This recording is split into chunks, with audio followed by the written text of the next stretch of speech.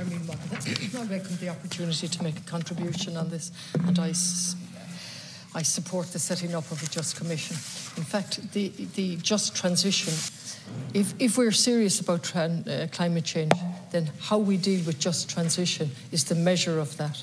And to date, Minister, and I am fully with you in relation to climate change, I'm on the record repeatedly for saying this, but if we look at our record on it, it is, to say the least, at the most benign. It has been extremely tardy. So let's just look. On the 9th of May 2019, we declared a climate and biodiversity emergency, and certainly that wasn't proactive on the part of the government.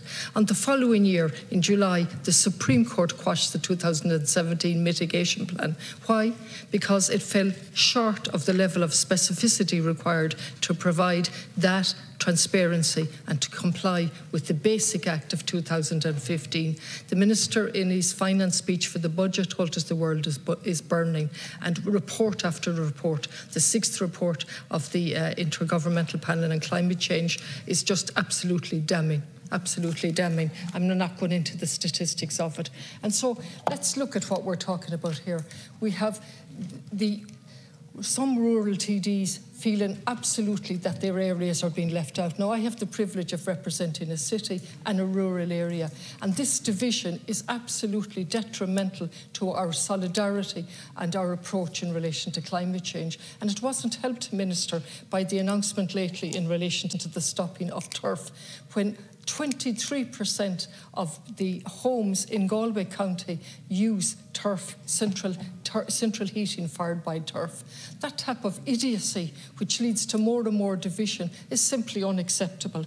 And what we're not dealing with here at all is we're penalising the people on the ground who have actually led us in sustainable ways. And I've mentioned this to the point of boredom about Galway, where the people of Galway led in relation to recycling 20 years ago, and the power was taken from them.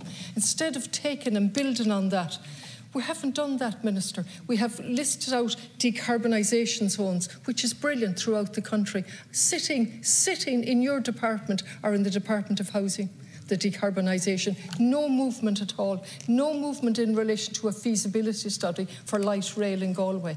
Absolutely no movement in relation to park and ride in Galway. And it's in the plan since 2005. And I could go on.